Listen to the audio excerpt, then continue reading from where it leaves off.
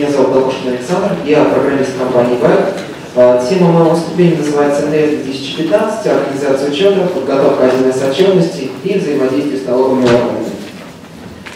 Речь пойдет у нас об организации учета, подготовке 1С отчетности, ну и, соответственно, взаимодействии с налоговыми органами. Начнем мы с организации учета НДС. На данной схеме, как вы видите, представлено слева довольно-таки много действий, справа всего два действия. Это сравнение. Слева видите, как много операций приходится выполнять для взаимодействия с ФНС. Справа предоставлена информация о том, что как просто это делается в программе 1С, бухгалтерия 8. Для эффективной организации работы по учету и отчетности НДС нам нужно сделать несколько шагов. Ну, соответственно, первый, даже можно сказать, нулевой шаг – это введение учета средствами бухгалтерии 8, ну, либо других учетных решений предприятия. Шаг первый – это проверка данных информационной базы. Соответственно, если у нас верно введены данные, проблем у нас будет гораздо меньше. Шаг второй – это формирование декларации по НДС. Далее идет шаг третий – представление декларации по НДС налоговый орган по каналам связи. И четвертый шаг – это отработка требований ФНС о представлении пояснений к налоговой декларации. Лечение учета средствами 1С бухгалтерии и других учетных решений 1С предприятия. Этот слайд рассказывает нам о том, что новая отчетность по НДС повышает требования, качество, регулярности ведения учета НДС. И если вести учет в программе систематически и корректно, то никаких дополнительных действий для подготовки новой декларации не потребуется. Эту информацию я повторю не один раз из своего выступления, а относительно того, что главное вести в программе все верно, и тогда не возникает проблем. Далее мы видим скриншот. Этот скриншот доступен клиентам с подпиской TS Pro. Это сайт 1С ITS. На нем располагаются очень удобные сервисы, которые позволяют уточнять вопросы по законодательству, просмотреть примеры формирования документов в программах 1С, просмотреть проводки, которые созданы этими документами, уточнять новости законодательства и очень много дополнительной информации. Конкретно ближе к нашей теме, здесь еще один скриншот, это отчетность по налогу на добавленную стоимость. Вы видите здесь разные пункты, такие как подготовка, составление отчетности, составление декларации, уточнение показателей декларации и так далее. Все это очень подробно расписано. Далее, относительно достоверности данных о контрагентах, которые обеспечивают сервис 1С. По данному вопросу будет еще отдельное выступление. Я же вкратце скажу, что в первую очередь сервис 1С электронный документооборот снижает риск расхождения учетных данных у сторон сделки. Сервис 1С контрагент повышает достоверность данных и исключает ошибки ввода. Также сохраняется в программе история КПБ организации контрагентов и идет автоматическая сверка данных счетов фактур с контрагентами. Вторая часть моего выступления – это подготовка и представление 1С отчетности. Соответственно, перед формированием декларации нам нужно сделать следующие работы. Проверить правильность введенных данных и наличие финальных документов. Выполнить регламентные операции по учету НДС. Сформировать к нему покупок и продаж и проверить состояние учета НДС. Проверку лучше начинать с банка и кассы. Нужно контролировать правильность указаний НДС в соответствующих графах. Это необходимо для формирования счетов фактурного аванса, поскольку в программе они формируются автоматически. Допустим, если НДС не указывает в документе поступления на расчетный счет, то счет фактура по авансам автоматически сформируется. На это же стоит обратить внимание при вводе документа поступления в кассу. Также относительно документа поступления товаров и услуг, здесь нужно обратить в первую очередь внимание на колонки процент НДС и НДС. Если сумма будет указана неверно, то программа не сможет ввести корректно входящий НДС. Кроме того, важно, конечно же, регистрировать счета фактур. Реализация товаров, работа услуг требует фактически то же самое, то есть процент НДС и формирование счетов фактур. Если мы всего этого не будем проделать, особенно относительно счетов фактур, то у нас будет неверно сформированы записи относительно книги продаж. Наличие счетов фактур мы можем проверять с помощью удобного отчета по наличию счетов фактур, предъявленных продавцом. Он позволяет получить информацию о наличии поступивших счетов фактур, зарегистрированных документами, указанных в настройках отчета. Если список документов не заполнен, то проверяется наличие счетов фактур для всех документов, которым они должны прилагаться. В конце аналогового периода мы обязаны сделать регламентные операции. Они проводятся, вернее, провести регламентные документы, проводятся они с помощью регламентных операций, находятся они в журнале регламентной операции НДС. Я рекомендую использовать удобный сервис, это помощник по учету НДС, который позволяет выполнять регламентные операции по учету НДС, формировать покупок, продаж и декларацию по НДС. Следующий скриншот как раз показывает нам этот сервис. То есть мы видим здесь возможности проведения документов, регламентных операций и отчеты. Соответственно, рядом с каждой операцией стоит информация, актуальна она, выполнена, не актуальна, ожидает выполнения, либо пропущена. Относительно книги покупок и книги продаж просматриваются они с помощью соответствующих отчетов.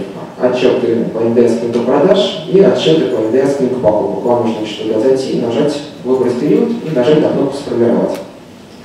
Проверка правильности заполнения книги покупок и книги продаж делается с помощью отчета «Анализ состояния налогового учета по НДС». Ну, в принципе, здесь скриншот.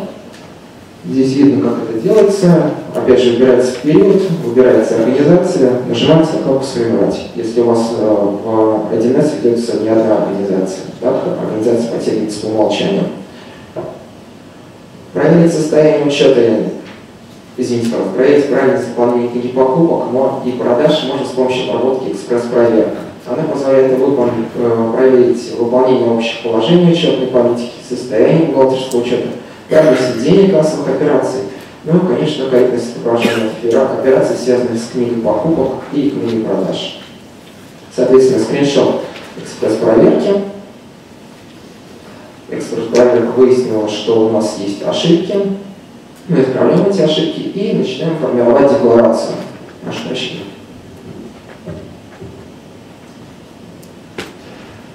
Итак, при формировании декларации, опять же, программа нашла ошибки в разделах 8 и 9, что у нас обнаружены действующие контрагенты.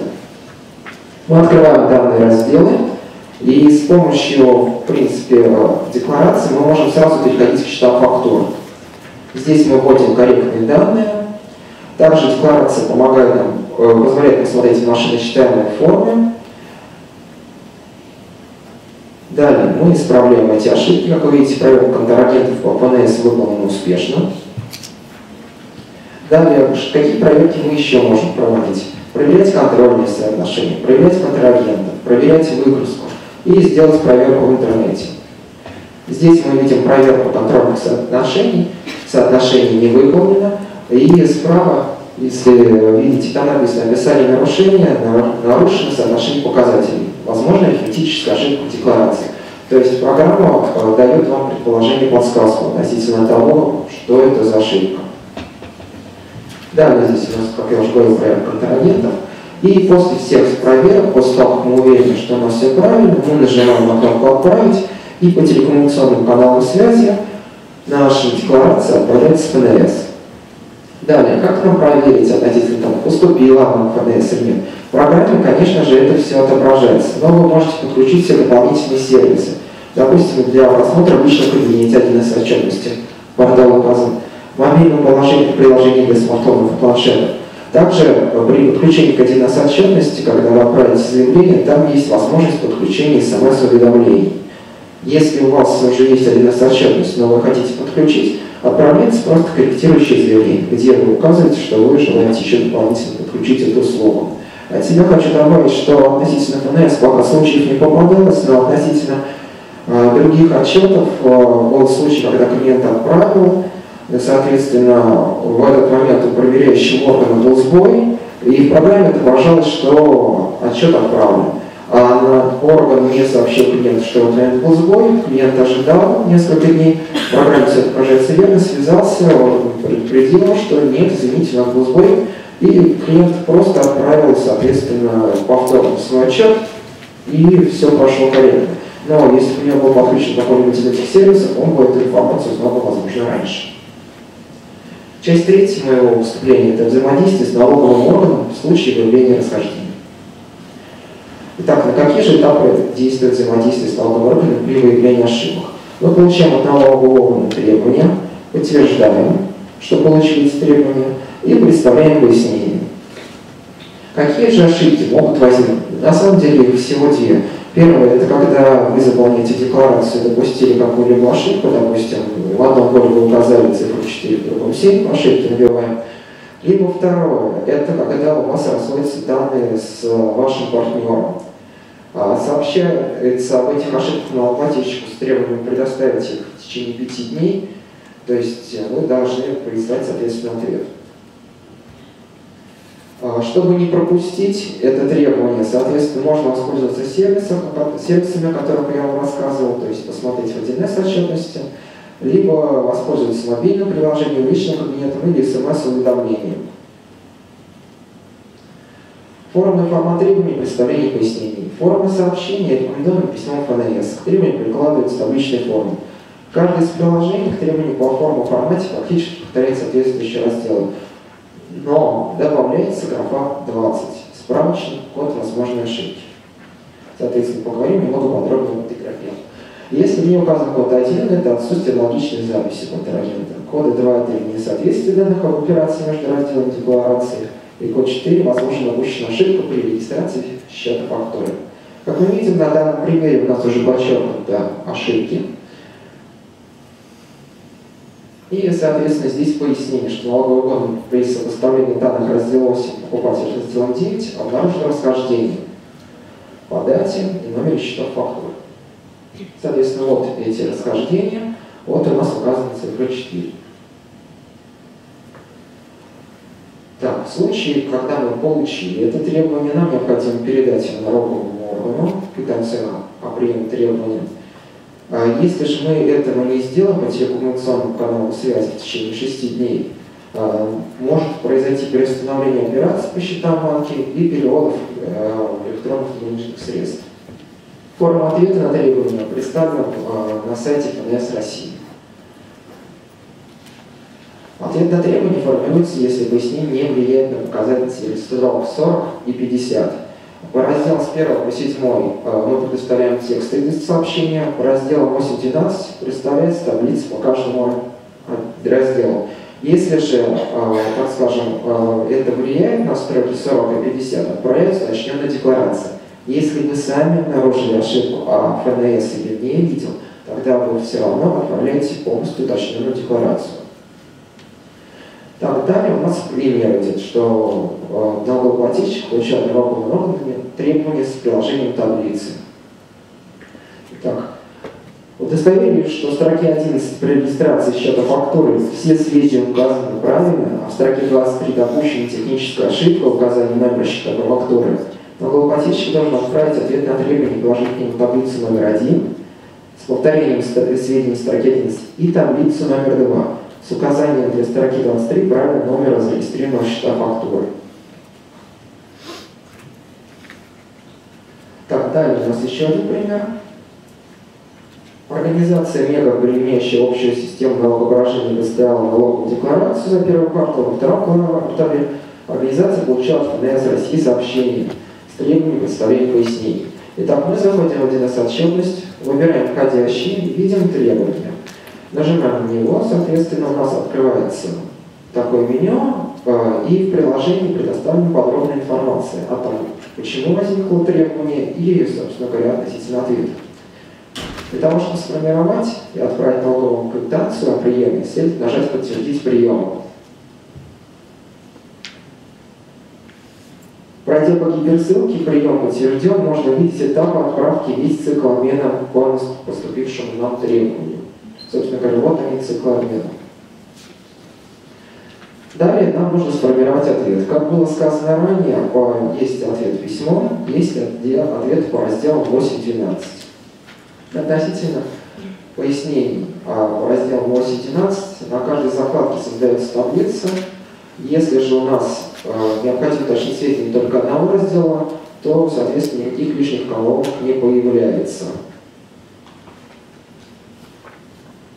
В нашем примере, соответственно, только один раздел. Так, далее, что делать, если у вас сведения верны? Мы заполняем, значит, сведения верны, тогда автоматически в таблицу номер 1 сведения, соответствующие первичным учетным документам, подтягивается информация. Если же мы выявили расхождение, выбираем выявленное расхождение, После этого у нас появляется дополнительная строка, куда следует указать правильное значение, и данные переносятся в таблицу 2 с сведениями, поясняющими расхождение. Ошибки, противоречия, несоответствия. Так, соответственно, как мы видим, здесь у нас пример с двумя строками. Номер счет фактуры клиент указал неправильно, здесь 338, нужно будет указать 383. Заполняем и отправляем. Так, на данном слайде, несмотря на вашу обычную информацию, довольно-таки ее мало. Суть в том, что вы можете отправлять информацию частями. Не обязательно отправлять, так скажем, всем скопом. То есть вы часть отправили, можете потом отправлять. Относительно формирования письменного ответа мы также выбираем подготовить пояснение, выбираем письмо. Соответственно, мы можем к письму добавить прикрепить документы. Относительно того, как они должны выглядеть, вы можете прочитать перед этим последних требований к изображению, написали письмо, подтянули документ и нажали «Отправить». Формирование уточненной декларации производится в том же порядке, что и первичной. Только у нас дополнительно включается положение 1 к разделу 8. Если это уточненная декларация, обратите внимание на номер корректировки. Его нужно будет указать. В данном случае у нас номер корректировки 1. Ну, как уже было сказано, что основные разделы они представляются в том же виде. Как вы видите, фактически та же самая декларация, только вы здесь указываете данные актуальные или не актуальные. Но, в принципе, это все. Относительно моего выступления, хотел, как и было сказано в самом начале, повторить. Если вы пользуетесь средствами 1С бухгалтерии или других решений, ведете учет правильно, пользуетесь 1С отчетностью, то у вас будет хорошая автоматизация и порядок в работе, что является залогом успешной сдачи декларации ПДС. Я желаю вам удачного завершения отчетной кампании и желаю хорошего дня.